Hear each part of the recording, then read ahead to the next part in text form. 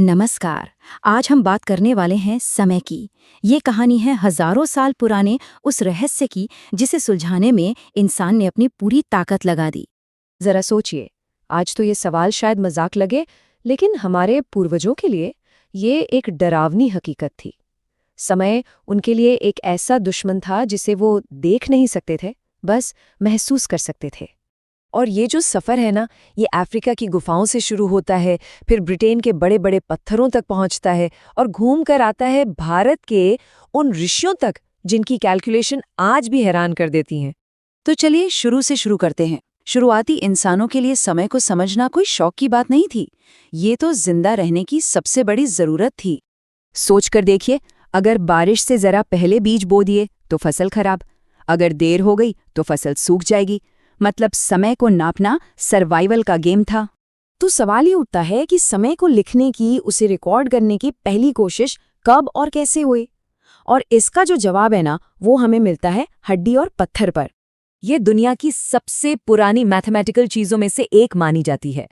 पहली नजर में तो ये सिर्फ एक डिजाइन लगती है ना, लेकिन असली कहानी कुछ और ही है। यहाँ एक बहुत ही दिलचस्प सवाल उठता है, क्या शिकार पर जीने वाले समाज को सच में एक कैलेंडर की जरूरत थी? ये बहस हमें बताती है कि हजारों साल पुराने अतीत को समझना कितना मुश्किल है। सालों तक तो यही माना जाता था कि ये कोई कब्रिस्तान या धार्मिक जगह रही होगी, लेकिन हाल की कुछ खोजों ने एक बिल्कुल नई, एक हैरान करने वाली संभावना सामने रखी है।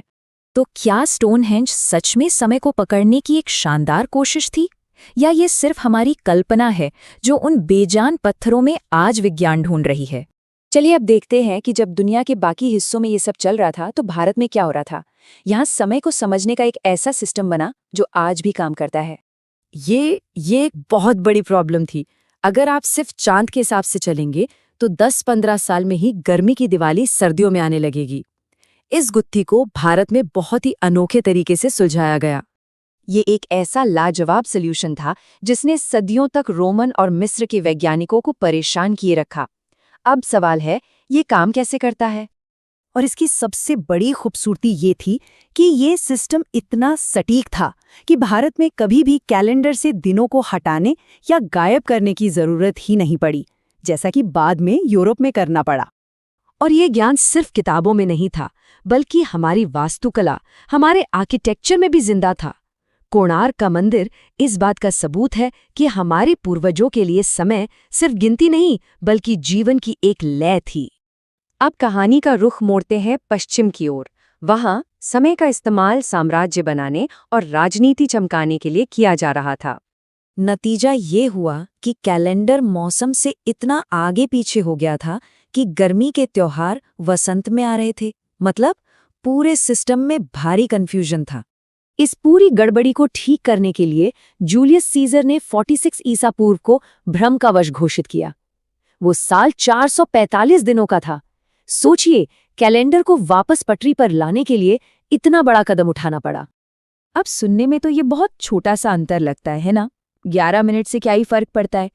पर समय की दुनिया में यही छोटी सी गलती सदियों बाद एक भूचाल लाने वाली थी।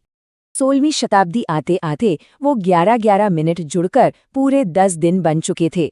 जूलियन कैलेंडर असली सौर समय से 10 दिन आगे निकल चुका था और इसने चर्च के सामने एक बहुत बड़ी मुश्किल खड़ी कर दी, जिसके लिए एक बहुत ही कठोर फैसला लेना पड़ा। जरा सोचिए, लोग 4 अक्टूबर की रात को सोए और अगली सुबह जब वो जागे तो तारीख थी 15 अक्टूबर। जी हाँ, पोप ग्रेगरी 13वें ने 1600 साल पुरानी गलती को ठीक करने के लिए इतिहास के पन्नों से 10 दिन हमेशा के लिए मिटा दिए। यूरोप की गलियों में दंगे होने लगे। लोगों को लगा कि उनकी उम्र कम हो गई है या उनकी मजदूरी का क्या होगा। इससे ये पता चलता है कि कैलेंडर सिर्फ विज्ञान नहीं, बल्कि लोगों की पहचान, उनके धर्म से भी जुड़ा होता है। तो चलिए अब इन सब पुरानी कहानियों से निकलकर आज के दौर में आते हैं और देखते हैं कि इन पुराने सिस्टम्स की विरासत आज हमारे साथ कैसे जी रही है।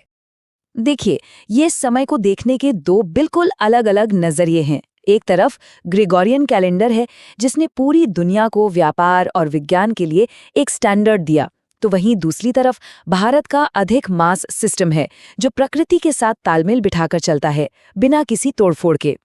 आज हम सब कहीं ना कहीं 2 घड़ियों के हिसाब से जीते हैं। हम ऑफिस जाते हैं ग्रेगोरियन कैलेंडर से, लेकिन घर में शादी ब्याहों और त्योहार मनाते हैं अपने पुराने पंचांग से। ये इस बात का सबूत है कि वो हजारों साल पुरानी मेहनत आज भी जिंदा है। तो अगली बार जब कोई अपनी घड़ी की तरफ देखे तो एक पल के लिए जरूर सोचिएगा, क्या वो सिर्फ समय देख रहा है या वो पूरी मानव सभ्यता का सबसे बड़ा संघर्ष और उसकी सबसे बड़ी जीत देख रहा है। इस विषय पर ध्यान देने के लिए धन्यवाद।